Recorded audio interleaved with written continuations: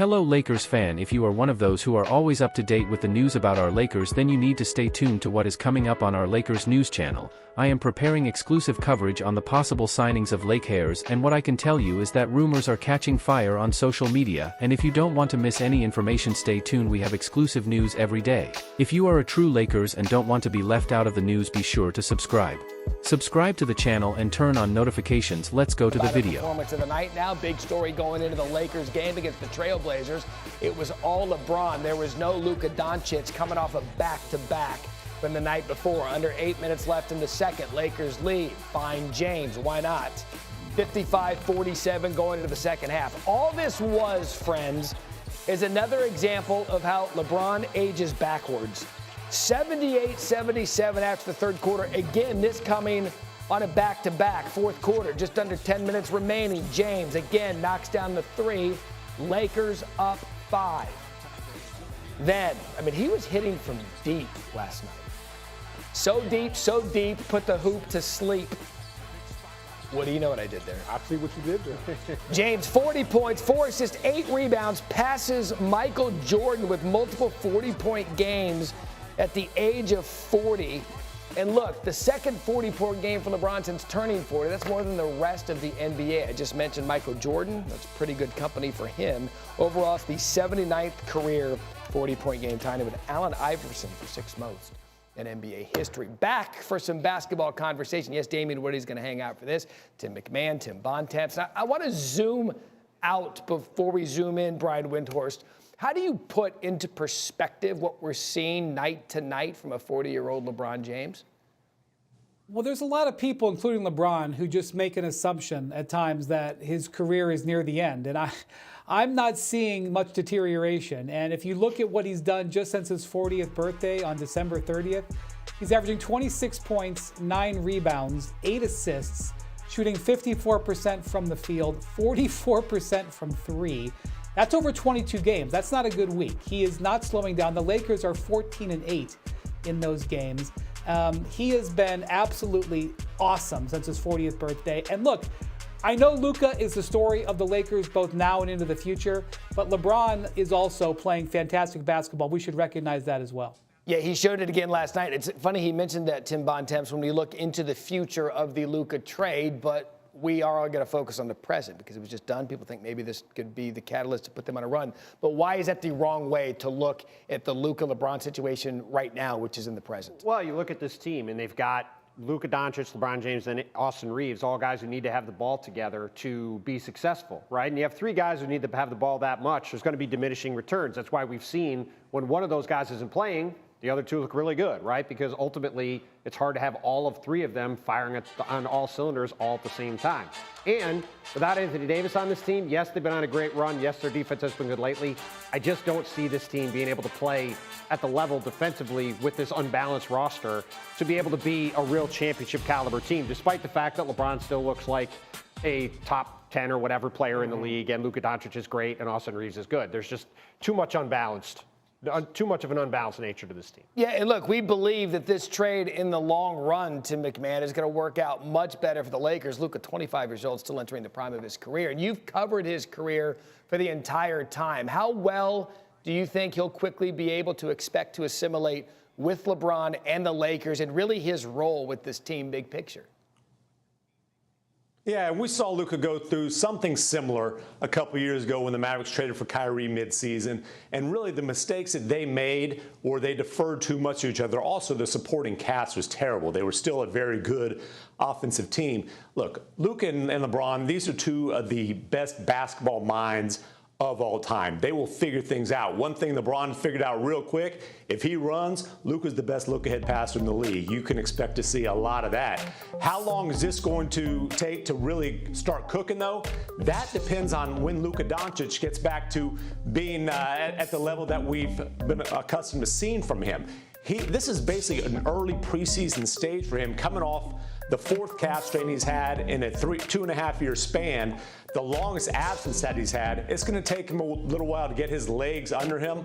Once that happens, the fit with LeBron will not be the problem for the Lakers. Yeah, and look, they've only been on the court together just 3 times. They're 1-2 with Luka Doncic on the court. So you're wondering, when are we going to be able to see this chemistry form itself in the back half of the season? I love that Woody's here because I want to get a fan's perspective, right? You're going to be the voice of the Lakers fan. Big picture, it hasn't been great since Luka, but LeBron still looks good. What are you feeling as the resident Lakers fan here on the set? That we're on 2 different timelines. You know, when you make, that was the first thing I thought about when they made the trade for Luka Doncic. It's like, okay, we have the here and now with LeBron, but clearly, as a resident Lakers fan, we always want a star in Los Angeles. We have that in Luka Doncic. I don't even think the Lakers are contenders with how they're currently constructed right now. They're too small. They don't have any type of interior presence, and then I question.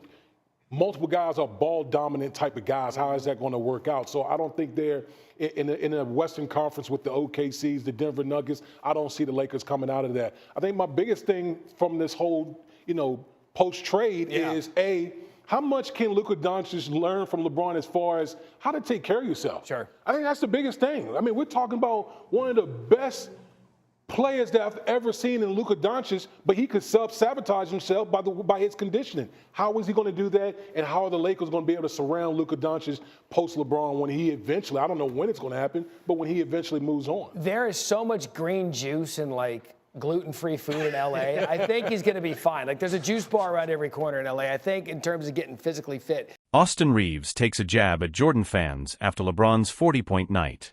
In a hard-fought victory for the Lakers against the Portland Trail Blazers on Thursday night, LeBron James reached yet another remarkable milestone in his illustrious NBA career. Scoring 40 points, he became the first player in league history to achieve multiple games with such a score at over 40 years old, 2 of them coming since his birthday. While LeBron's teammates showered him with praise for this impressive feat, Austin Reeves took it a step further, playfully poking fun at fans of Michael Jordan. Just having him on our team and seeing his approach to the game. He really has nothing left to prove. And if anyone says he does, it's just Jordan fans, Reeves remarked in the locker room after the game. This lighthearted jab highlights the ongoing rivalry between Jordan and LeBron fans, each fiercely defending their choice for the greatest basketball player of all time.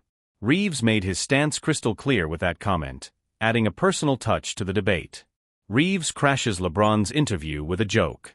After delivering a stellar performance himself with 32 points against the Blazers, Reeves couldn't contain his excitement over LeBron's achievement. In a humorous moment, he even interrupted LeBron's post-game interview at the sideline to share a joke, further showcasing the camaraderie and fun atmosphere within the Lakers' locker room. This playful exchange not only reflects the strong bond among teammates, but also illustrates how much fun they're having during this challenging season. With LeBron breaking records and Reeves stepping up as a key player, the Lakers are not just winning games, they're creating memorable moments that resonate with fans and ignite the ongoing debate about basketball greatness. As the season continues, fans will undoubtedly keep their eyes on these 2 players, eagerly awaiting more thrilling performances and playful exchanges that make basketball so captivating.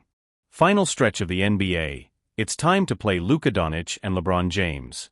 With the Lakers' recent loss to the Charlotte Hornets on Wednesday night and a nail-biting win over the Portland Trail Blazers the following day, it has become abundantly clear that the team needs all hands on deck for the final 28 games of the season. If they want a direct playoff spot, or even a home court advantage, they can't afford to rest their stars any longer. Earlier this week, both LeBron James and Luka Doncic were considered questionable for the games against the Hornets and the Blazers. While they both took the court against Charlotte, the team still fell short. Luka, resting against Portland, watched from the bench as the Lakers struggled to secure a win. The stakes are higher than ever. The reality is that both the Hornets and the Blazers are struggling this season, sitting among the bottom 5 teams in the league. On paper, these should have been easier games for the Lakers. It's precisely in these matchups that the Lakers need to shine. As the regular season winds down, every win counts. Given the recent results, it's crucial that LeBron and Luka aren't held back from games that should be manageable. The good news is that the minutes restriction on Luka has already been lifted, allowing him to play more freely. Luka Doncic needs to find his rhythm.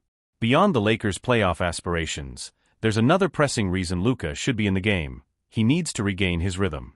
After over a month sidelined due to a calf strain, he himself admitted he's not in peak shape for a full 48-minute game and has asked for a bit of patience. However, the longer he's kept on the bench, the longer it takes for him to get back into the groove. Moreover, as a relatively new member of the team, building chemistry with his teammates is essential. The fastest way for Luka to find that synergy is to play as much as possible. We all know he's capable of scoring over 15 points per game, but he also needs to sharpen his shooting touch, which currently feels a bit rusty. Embracing the challenge. As the season reaches its climax, the Lakers can't afford to let up. The road ahead will demand the best from both Luka and LeBron, and it's time for them to embrace the challenge head-on. With every game being a critical step toward the playoffs, their presence on the court is more important than ever. Fans are excited, and the atmosphere is charged with anticipation. It's all hands on deck for the Lakers as they gear up for a thrilling finish to the season.